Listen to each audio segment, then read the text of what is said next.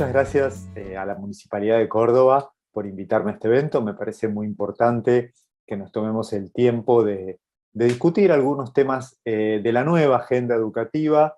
Y yo vengo a hablarles de uno que realmente considero muy importante, pero como informático de profesión, un poco vengo, no sé si tanto a pedir disculpas o a limpiar cierto desorden epistemológico que los y las informáticos hemos traído al ámbito educativo, ¿no? Para eso quiero compartir con ustedes una presentación donde voy a hablar de algunos temas que podemos decir que se han puesto de moda y por ahí no tenemos del todo claro qué significan, y ese no tener del todo claro qué significan también nos opaca un poco la visión de cuál es su real importancia. Así que si me disculpan voy a compartir con ustedes un segundo la presentación.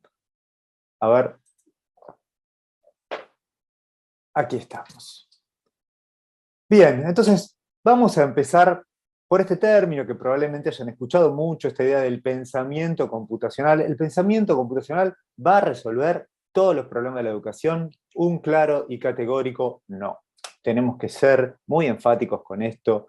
Los problemas de la educación, los desafíos de la educación, los nuevos horizontes de la educación, son materia que tendrán que abordar las educadoras y los educadores.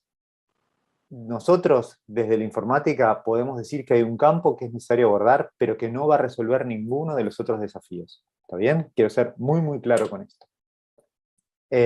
Así como quiero ser muy, muy enfático con que la incorporación de, ahora vamos a ver cómo llevamos al área, adelanto el título, Ciencias de la Computación, así como su incorporación no resuelve los problemas, sí es urgente incorporarlo. Consideramos que hay una deuda educativa que no podemos dar por saldada hasta que no abordemos la incorporación de las ciencias de la computación en la escolaridad obligatoria. ¿Está bien?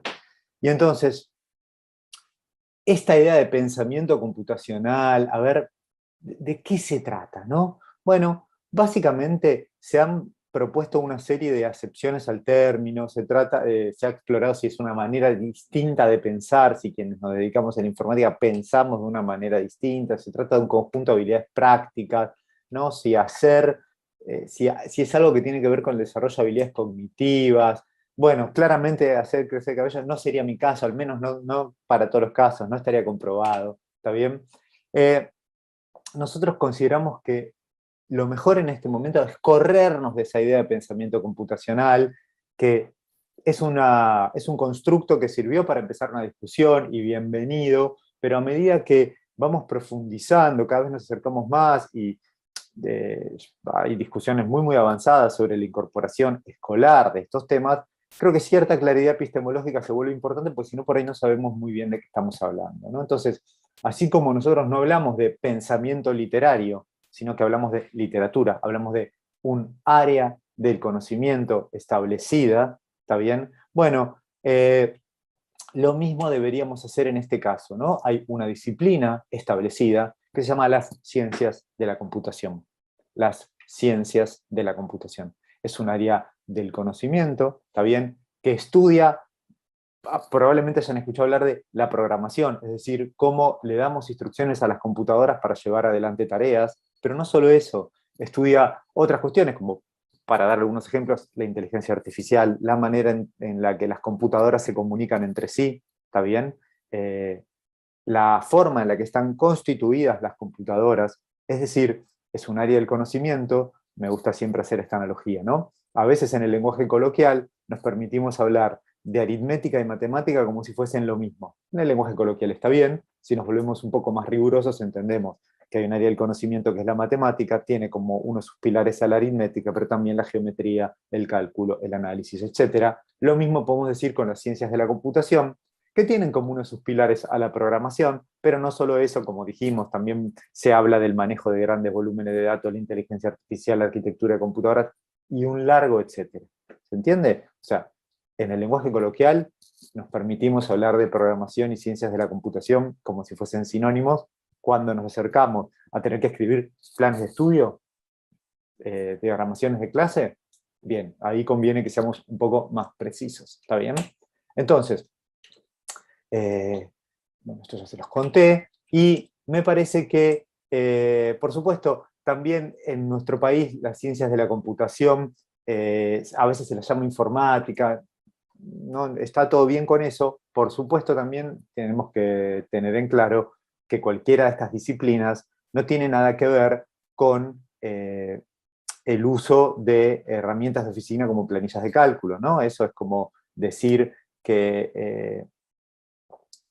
no sé, que por el mero hecho de escribir un listado de las cosas que necesito ir a las compras, estoy estudiando literatura. No, es una de las aplicaciones del manejo del idioma, ¿está bien? Poder hacer una lista de compras, pero eso no significa estudiar la disciplina. Por supuesto, estoy dando un ejemplo muy extremo para caricaturizarlo un poco, pero no se trata de la aplicación de ese conocimiento, ojo, que es algo muy válido, ¿eh? Se trata de entender cómo están construidas esas herramientas, ¿no? Es la diferencia por ahí entre conducir un automóvil y entender cómo construir un automóvil, ¿no? Por ahí también lo puedo pensar de esa manera. Bien. Nosotros consideramos que las ciencias de la computación son la tecnología distintiva del siglo XXI, ¿no? La humanidad fue desarrollando tecnología desde que se constituye como tal. La tecnología que la humanidad desarrolla en sus primeros tiempos les permite acceder a la agricultura, mejorar sus formas de caza, lo que a su vez mejora la alimentación y nos permite evolucionar como especie. ¿Está bien? Es decir, y esta es una idea no es una idea mía, es una idea que viene de la filosofía de la técnica, de alguna manera la humanidad y la tecnología se van co-creando, ¿sí? Podemos estar o no de acuerdo con esa idea, pero lo importante es que la tecnología nos acompaña desde hace muchísimo, muchísimo tiempo. La tecnología es tan amplia como la humanidad y entonces cualquier parte que abordemos no va a ser más que un recorte, ¿no? A veces uno piensa que la tecnología es aquella que era importante cuando uno fue a la escuela, ¿no? Eso nos pasa mucho, que sacralizamos lo que todos aquí sabemos, que no es más que un recorte arbitrario de aquella parte del conocimiento de una disciplina que la sociedad considera más válida, más pertinente en un momento histórico dado. Bueno, lo mismo pasa con la tecnología. La tecnología que define al siglo XXI es la que hace que funcionen las computadoras, ¿no? No podemos vivir en un mundo en el que la inteligencia artificial, por ejemplo, es parte de nuestra experiencia cotidiana si no entendemos cómo está hecha esa tecnología, si no la podemos discutir, ¿sí? Entonces, a ver si podemos ver un ejemplo de esto. ¿A qué nos referimos por ciencias de la computación? Vamos a hablar un poquito de la escuela y la nube. Miren, estamos de acuerdo en esta idea de que la nube tiene que ver con poder acceder a los datos y a la información todo el tiempo, ¿cierto? Datos e información que estén todo el tiempo disponibles. Bien, además está esta idea de que en la nube encontramos los datos con mucha rapidez, con mucha facilidad, ¿sí? Bien, es importante, ¿no? Pues si tengo mucha información, rápidamente se vuelve un problema cómo encontrar aquella aguja en el pajar que estoy necesitando, ¿sí? Bueno, analicemos un poquito cómo funcionan estas búsquedas en la nube y van a ver cómo esto se conecta con lo que estábamos diciendo antes. Imaginemos, vamos a ver cómo funcionan las computadoras, imaginemos que en vez de miles y miles de documentos, para este pequeño ejemplo tenemos dos. Este que dice, la nube es la estrategia de almacenamiento del futuro, y este que dice, en el futuro todos tendrán 15 minutos de fama. Dos documentos nada más. Entonces, acá estamos. Uy, se me fue, discúlpeme, acá estamos. Entonces, ¿cómo operan las computadoras en este caso? Lo primero que hacen es construir un gran índice. Van recorriendo cada uno de los documentos, ¿no? Y van buscando cada una de las palabras y van anotando en qué documento está. La está en el documento 1, nube está en el documento 1, va avanzando, encuentra la palabra futuro que está en el documento 1, y ahora pasa al documento 2, ¿no? Uno a uno, y cuando vuelve a encontrar la palabra futuro, anota que está en el documento 1 y 2, ¿sí? Y así va indexando cada uno de los documentos, ¿sí? Así funcionan las computadoras que crean este gran índice. Pero claro, una vez que yo tengo este gran índice, fíjense que si yo acá estuviese buscando la palabra casa o la palabra perro, bueno, básicamente tengo que recorrer todo el listado. Las computadoras no pueden pegar un vistazo como los humanos y ver que está ahí abajo. Imagínense además que este es un ejemplo muy de juguete, que tiene muy pocas palabras, si tuviese cientos de miles, millones de palabras, no hay vistazo que valga en un listado que está desordenado, ¿sí? Entonces, básicamente, para encontrar un término, tal vez tenga que recorrer todo el listado, y eso me toma, si tengo que ir mirando cada fila, tantas operaciones como palabras tenga. Es muy costoso. Les propongo una alternativa que consiste en ordenar alfabéticamente el listado. Si yo ordeno alfabéticamente el listado, fíjense lo que puedo hacer. Si yo estoy buscando, habíamos dicho la palabra perro, ¿no? Fíjense, voy a agarrar el listado y lo voy a partir a la mitad. Acá lo voy a hacer a ojo, ¿sí? No nos importan los detalles muy finos porque quiero transmitir una idea en general. Lo hago a ojo y me paro en la palabra la. Entonces yo me pregunto, ¿la palabra perro alfabéticamente está hacia arriba o hacia abajo? Sabemos que está hacia abajo, y eso me permite, de un plumazo, a ver si puedo dibujar, a ver si puedo dibujar acá. Acá estamos. De un plumazo, borrar la mitad del listado, porque yo ya sé que acá no va a estar, ¿no? Tú borrar la mitad del listado. Entonces ahora me queda esta mitad, me queda de acá para abajo. Ahora voy a volver a partir al medio, ¿está bien? Y me voy a preguntar si la palabra que busco es la que yo estoy buscando, y justo en este caso sí lo es, ¿no? Sí lo es. Justo me vine al medio y sí lo era. Pero imaginemos, para continuar con el ejemplo, que no fuese así, que yo estuviese buscando la palabra son. En ese caso diría, alfabéticamente está más abajo, y de vuelta vuelvo a tachar la mitad. Y acá voy a la mitad y encuentro la que quiero. Es decir, en cada paso voy descartando la mitad, a diferencia de en esta estrategia, donde en cada paso descartaba una. ¿Sí? Esto que acabamos de ver es una estrategia muy conocida que se llama búsqueda binaria. ¿Qué se llama búsqueda binaria? La búsqueda binaria nos permite rápidamente recorrer amplios volúmenes de información y encontrar los términos que queremos. No me voy a meter en los detalles matemáticos, pero básicamente, si yo tengo 1000 palabras, en 10 operaciones encuentro lo que quiero. Si yo tengo 10 millones, en 23. Es decir, fíjense que si yo tenía 1000 palabras y multipliqué la cantidad de palabras por 10.000, el esfuerzo apenas se duplicó. Apenitas más que el doble, ¿no?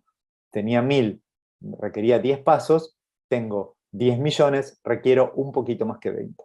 ¿Sí? Fíjense qué astuta esta estrategia. Esta es la manera en la que las computadoras encuentran la información, ¿no? A veces se piensa que los conocimientos de ciencia de la computación son muy operacionales, pragmáticos, ¿no? Fíjense qué conceptual es esto, ¿no? Qué idea brillante, cuántas cosas para trabajar, esta idea de cómo se multiplica el tamaño pero no el esfuerzo, poder analizar, ¿no? Comparar distintas estrategias. Continuemos. Otra de las características de la nube tiene que ver, acá estamos, perdón, otra de las características de la nube tiene que ver con esta idea de que los datos están disponibles todo el tiempo en la nube. Bueno, vamos a ver qué es la nube. Miren, para eso les propongo que la miremos más de cerca a la nube. Ahí está, acá estamos. Esperen que estoy teniendo algún problema con la presentación. Casa, herrero, cuchillo, palo, ahí estamos. Acá está la nube. Propongo que nos vayamos acercando. Nos acercamos cada vez más. ¡Epa! Ya no se ve tan etérea, ¿no? Se empieza a ver la tierra firme. Estamos en algún lugar, particularmente fuera de nuestro territorio, ¿no? Nos seguimos acercando, empezamos a ver indicios de civilización humana bastante avanzados, ¿no? A ver, podemos avanzar un poquito más, ¿no? ¿Qué es esto? Mucha civilización, de repente un edificio muy grande, y a ver qué hay adentro de ese edificio. ¡Epa! Computadoras. Resulta que lo que llamamos la nube no es más que un excelente nombre, un excelente artefacto del marketing para describir enormes centros de cómputo que le pertenecen a alguien que consumen energía, fíjense, ¿no? Los sistemas de alimentación, los sistemas de enfriamiento, esto tiene una huella ecológica inmensa, están en algún país bajo la supervisión de alguien. Construir y mantener esto cuesta dinero, hay que pagarle el sueldo a toda esta gente, ¿está bien? Entonces, de algo, si nos ofrecen el servicio gratis, por algún lado están haciendo plata y están sujetos a ciertas leyes. Entonces ya, por ahí, entender cómo funciona, qué hay detrás de la infraestructura, y noten que esto no es programación, pero sí es un conocimiento importante, ¿no? Y entender de qué manera eso que nosotros subimos a la nube se plasma en estar almacenado aquí, y cómo es que eso puede suceder, y cómo es que eso puede ser tan rápido. Bueno, es un conocimiento importante, ¿no? Para gozar de una ciudadanía plena en el tiempo en el que nos toca vivir. ¿Está bien?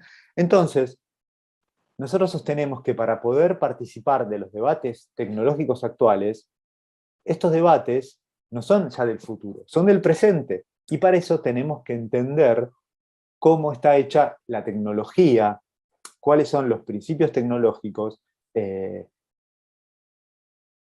porque si nosotros no entendemos los principios tecnológicos que sustentan a la tecnología y que están en debate, la verdad es que no tenemos posibilidad, no podemos ni dialogar con los expertos, ni entender quiénes lo son y quiénes no. A mí me interesa mucho el ejemplo del debate sobre el voto electrónico en el 2016. Había personas que decían el voto electrónico es maravilloso y otras que decían el voto electrónico viola todos los derechos y garantías. Ambas lo decían con igual certeza. ¿Cómo podía la ciudadanía común entender a quién le tiene que creer? ¿Con quién puede dialogar? ¿Quién tiene razón y quién no? Si no tenemos ni las herramientas mínimas para entender qué está en juego. Como cuando nos decían, una máquina de votar no es una computadora, es una impresora. ¿Y una impresora es una computadora o no lo es? Quiero enfatizar que los conocimientos sobre tecnología que necesitamos para evitar el siglo XXI exceden ampliamente lo que podemos ver en un documental, en un relato coyuntural. Necesitamos la potencia de la escuela que profundiza en los conceptos, que los desmenuza, que los pone en relación con otros, que nos hace reflexionar una vez que los habitamos y que los entendemos en profundidad. ¿Está bien? Eso es lo que nosotros necesitamos sobre la tecnología. ¿Está bien? Porque si no, ni siquiera podemos formular las preguntas adecuadas. Bien. Una cosa que me parece importante destacar, porque aparece mucho en el debate educativo, es esta idea de la resolución de problemas. Miren, lo que vamos a aprender en ciencias de la computación es resolver problemas computacionales, no cualquier tipo de problema. Las computadoras son importantes cuando aparecen grandes volúmenes de datos. No quiero profundizar en esto por una cuestión de tiempo, pero si nosotros tenemos una tarea, como por ejemplo ordenar 10 estudiantes por altura, la verdad que no necesitamos una computadora, ¿no? Los seres humanos nos damos estrategias distintas cada vez, porque por ahí miramos, los seres humanos sí tenemos la capacidad de ver de un vistazo, ya están todos ordenados. No es conveniente tener un procedimiento sistemático al detalle ínfimo, que eso es un programa que uno le da a una computadora, para los casos de la vida cotidiana. No suele ayudar. Ayuda cuando le tenemos que dar instrucciones a una computadora. ¿Y por qué nos damos el esfuerzo de darle instrucciones a una computadora? Porque la computadora replica esas instrucciones ad infinitum y lo puede aplicar a enormes volúmenes de datos. ¿Está bien? Si yo tengo que ordenar ya 1000 niños por altura, ahí ya cierta sistematicidad podría tener sentido y podría llegar a tener sentido recurrir a una computadora. La computadora no manipula niños, no puede mover niños. No, a lo sumo podemos tener una representación de cada uno de ellos, una representación computacional de cada niño con un número que represente su altura. Entonces ahí, cuando ya tenemos, no 10 niños que tenemos que ordenar, ni 1000 niños que tenemos que ordenar, sino 1000 números que representan niños y que los tenemos que ordenar, ahí le podemos pedir a una computadora que lo lleve adelante y ahí aparece un algoritmo y la concreción de un algoritmo que es un programa. ¿Está bien? Es decir, vamos a pasar todo esto. Nosotros decimos que un problema computacional es una situación problemática donde los elementos a manipular son abstracciones que se describen a través de un modelo computacional. A ver, una situación problemática es una situación donde hay un objetivo a lograr, pero que no es obvio. ¿Sí? Ahí decimos que tenemos un desafío, una situación problemática. Entonces, un problema computacional no es cualquier situación problemática. Es una en particular donde de lo que se trata es manipular abstracciones computacionales. Es decir, donde lo que tenemos que hacer es manipular elementos que se describen en términos de qué cosas puede hacer con ellos una computadora. ¿Está bien? Es decir, un número es algo que una computadora puede cambiar de posición entre las posiciones de memoria, puede sumar, restar, son cosas que puede manipular la computadora. Los problemas computacionales se definen de esa manera. Esto puede parecer desilusionante, ¿no? Porque, pero entonces preparar el mate, hacer la receta para hacer el sándwich, ¿es un problema computacional? No. ¿Es un buen recurso didáctico? Sí, puede serlo, puede ser un recurso didáctico inicial para introducir el concepto, pero eso no es un problema computacional, ¿no? Sin embargo, entender cómo hacen los buscadores para encontrar una información, como vimos hace un ratito, entre cantidades, entre volúmenes inmensos de información, eso sí es un problema computacional y está bueno entenderlo. Entender cuáles son los mecanismos disponibles de encripción que nos aseguran que nuestros datos no pueden ser vulnerados, eso es un problema computacional. Entender cómo una cámara puede tomar una imagen y esa imagen transmitirse hacia otro lado, ese es un problema computacional. Y tantos otros son problemas computacionales, ¿no? Entonces, digo, esto también lo digo como un baño de humildad que nos damos los informáticos diciendo, che, no es que nuestra disciplina sea la única que sabe pensar, ni la única que sirve para resolver problemas. No es cierto eso, no es cierto eso. ¿No? Casi podríamos decir que todas las áreas del conocimiento de la humanidad se tratan del esfuerzo sistemático de la humanidad por abordar cierto tipo de desafíos o de problemáticas. Por supuesto que sí. Lo que nosotros podemos traer es el conocimiento específico para abordar problemas computacionales, sabiendo que los problemas computacionales son muy pertinentes hoy en día. ¿Está bien? Les cuento algunos problemas computacionales, ¿no? Cuando se decía hace un tiempo, fíjense, el gobierno de los Estados Unidos le dará carta blanca a los operadores de banda ancha para discriminar arbitrariamente los paquetes de datos en la red. ¿Qué serán los paquetes de datos? ¿No? Un debate que polariza la opinión pública, pero que para algunos es anacrónico. ¿Por qué la neutralidad de la red? ¿Qué es eso? ¿Con qué se come? Un tema polémico. ¿Cómo nos posicionamos en eso? Bueno, tenemos que entender un poquito sobre todos estos temas, ¿no? Fíjense, otro caso donde aparentemente una elección fue hackeada por otro país. ¿Eso se puede hacer? ¿No se puede hacer? ¿Tiene sentido? ¿Está bien? Esto, como les contaba, también pasa en nuestro país. Este video, a ver si lo podemos ver. Esto existe hoy en día, ¿no? Esto es un robot. Miren las cosas que hace. Busquen este video, Boston Dynamics. Digo, este es el mundo en el que vivimos. Hay modelos de esto que ya se venden y se comercializan. Avanzo. Este asistente lo vamos a dejar de lado. Autos que se conducen solos, ¿no? Hay países donde ya hay vehículos que se conducen solos. Son legales. ¿Está bien eso? ¿Está mal? ¿Cómo podemos tener una posición informada al respecto? Miren esto, a ver. Este niño que estoy mostrando su rostro. No tengo autorización de sus padres. ¿Saben por qué? Porque no tiene padres. ¿Saben por qué no tiene padres? Porque este chico no existe. Este rostro no es de ningún ser humano. Fue creado automáticamente por una computadora que tiene en esta página, thispersondoesnotexist.com, que crea en base a una técnica específica de inteligencia artificial que se llama Adversarial Networks, crea, en este caso, rostros. ¿Está bien? Este es el mundo en el que vivimos. Esto no va a pasar mañana. Ya está, esto sucede hoy. Tenemos que poder entender cómo es que esto es posible. Tenemos que poder entender cómo es que esto es posible a lo largo de nuestro paso por la escolaridad. ¿Sí? Es importante entender en este menjunje epistemológico que hemos creado que no hay dos disciplinas que sean la programación y la robótica. No, esto por ahí sirvió en algún momento para ayudarnos a entender algunos conceptos. La robótica es lo que podríamos llamar un área del conocimiento de segunda generación. cuando digo segunda generación, esto no es un término que vaya en detrimento de su importancia, ¿no?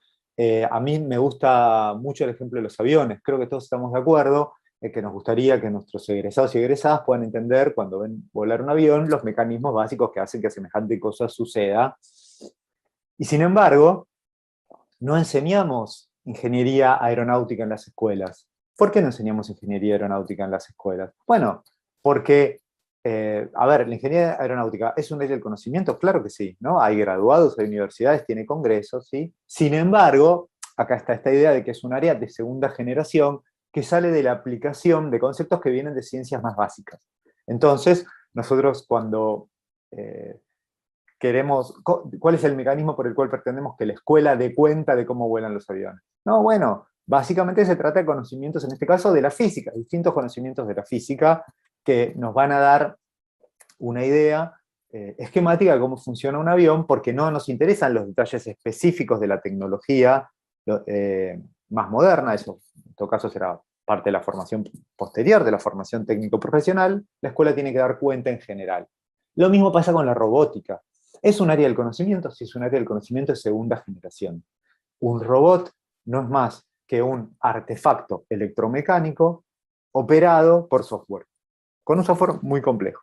¿Está bien? Entonces, sobre su parte electromecánica podemos dar cuenta en materias como física, en materias como química, y en el espacio destinado a ciencias de la computación entenderemos todo lo que hay que saber para entender cómo funciona ese robot.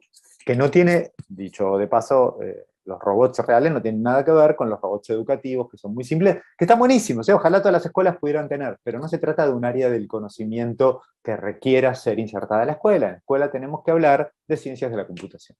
¿Está bien? Bien. Claro, por supuesto, muchos de estos robots utilizan inteligencia artificial, que es otra, de vuelta, no es otra área del conocimiento separada, sino es otra de las partes de las ciencias de la computación. ¿Está bien? Nosotros consideramos que la transversalidad no es la mejor manera de incluir estos conocimientos en la escuela. ¿Está bien?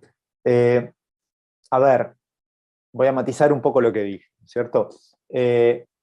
Nosotros consideramos que en nivel inicial y en el primer ciclo de primaria se pueden abordar sin tener espacios específicos ni docentes especializados. Pero sí docentes formados, ¿eh? Pero no hace falta que haya un docente de computación en esta primera parte de la escolaridad. Creemos que se trata de algunos conocimientos específicos que sí se le pueden dar al cuerpo docente que aborda el resto de las áreas disciplinares. ¿Está bien? De vuelta, que no tenga un espacio específico en el currículum no significa necesariamente que sea transversal a otras áreas del conocimiento. En el segundo ciclo de primaria, la cosa cambia, ¿no? Porque si estamos considerando alumnos, no que en ese momento tienen sus primeros acercamientos, sino que ya vienen con un trayecto y hay que abordar temas un poco más avanzados, un poco más específicos, bueno, nos acercamos a lo que pasa en secundaria, y en secundaria tenemos que ser muy claros que el enfoque transversal no ha dado éxito, no hay casos documentados en ningún lugar del mundo, ¿está bien? Es decir, hay incluso un reporte de la UNESCO del año 19 que dice la integración de ciencias de la computación en otras asignaturas no fue efectivo. Es muy importante para nosotros contar con un espacio específico, con docentes específicamente formados, ¿sí? A ver, acá pasa un poco como con las otras áreas del conocimiento, ¿no? ¿Podemos en computación abordar problemas de otras disciplinas? Sí, de la misma manera que a veces en matemática hacemos, vamos a decirlo con un ejemplo muy sencillo, trabajamos operaciones matemáticas de manera muy simple, hay que hacer esta suma y esta resta, y a veces revestimos problemas matemáticos en problemas de la vida cotidiana para darles un poco de contexto, pero de lo que se trata es de encontrar la solución matemática al problema. Acá en computación pasa lo mismo. Podemos tomar situaciones de otras áreas del conocimiento, situaciones problemáticas, situaciones de la vida cotidiana, pero hay que abordarlas desde las ciencias de la computación, y lo que hay que evaluar es si se incorporaron o no los conocimientos de la ciencia de la computación en ese momento específico.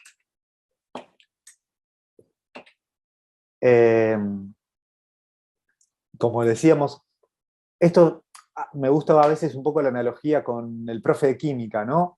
Para poder enseñar estos temas, así como el profe de química tiene que tener horas de laboratorio encima para poder guiar a sus alumnos de una manera significativa en la conducción de experimentos, lo mismo pasa con el profe de computación. Tiene que tener horas de taller, de horas frente a la máquina encima, horas de vuelo, para poder guiar a sus alumnos de manera significativa, ¿no? Este es uno de los puntos también que atentan contra la transversalidad, ¿sí?